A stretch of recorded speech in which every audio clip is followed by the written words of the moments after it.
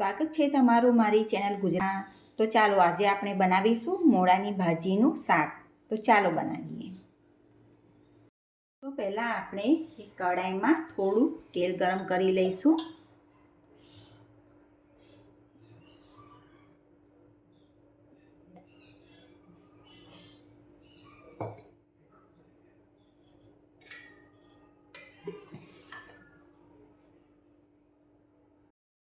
તો હવે આપણું તેલ ગરમ થઈ ગયું છે.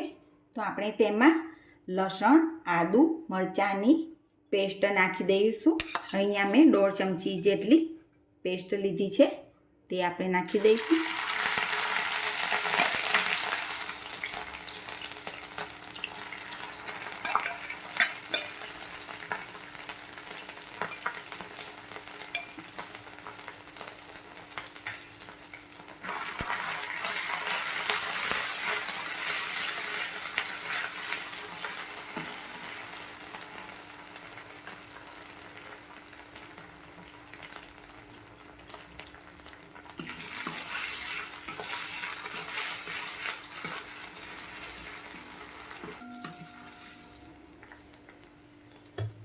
અને તેના પછી મેં અહીંયા એક ટામેટું સમારેલું છે, તે નાખી દઈશું.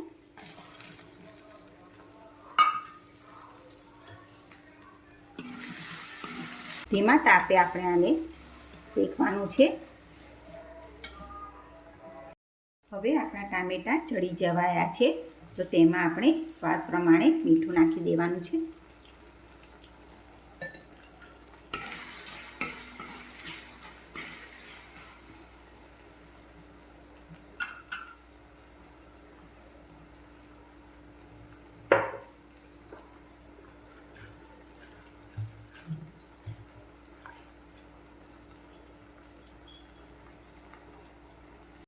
હવે આપણા ટામેટાં સરસ રીતે થઈ ગયા છે.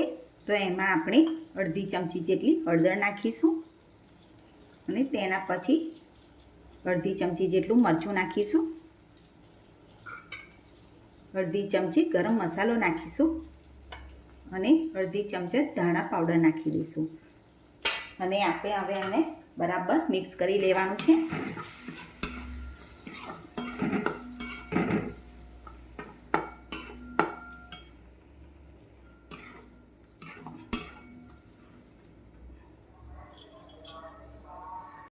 હવે આપણે મોળાની ભાજી જે ધોઈ નાખી છે તે નાખી દેવાની છે.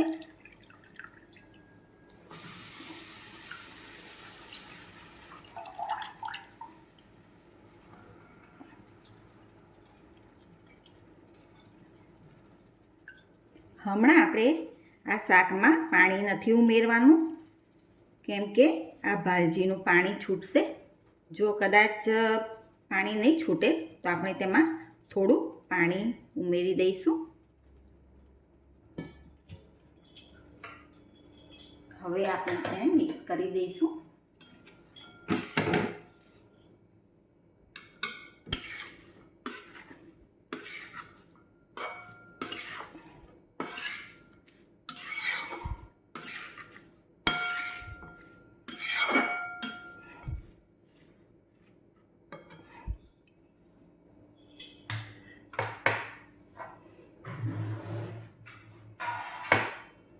હવે આપણે તેને ઢાંકીને થોડીવાર થવા દેવાની છે.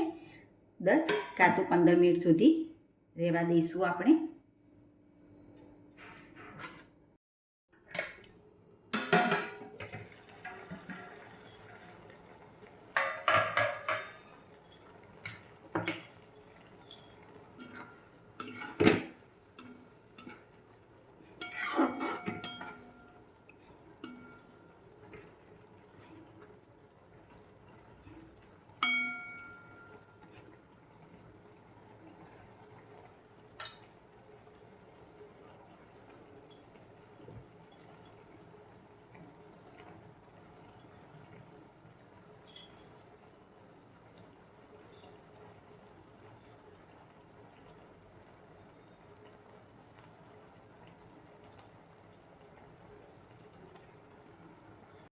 તો હવે આપણે મૂળાની ભાજીનું શાક થઈ ગયું છે તૈયાર. તો હવે આપણું મૂળાની ભાજીનું શાક થઈ ગયું છે તૈયાર. તો હવે આપણે તેને રોટલીની જોડે ગરમ ગરમ ખાઈશું. મૂળાની ભાજીનું શાક એકવાર આ તમે જરૂરથી બનાવજો. ખાવામાં એટલું ટેસ્ટી લાગે છે ને કે 2 રોટલી તો શું 3-4 રોટલી જમી લેશો. અને હા, જો તમને આ મારી રેસીપી ગમી હોય તો લાઈક, શેર અને કમેન્ટ કરવાનું ભૂલતા નહીં. ને કમેન્ટ બોક્સમાં જઈને મને કહેજો કે આ શાક કેવું બન્યું છે.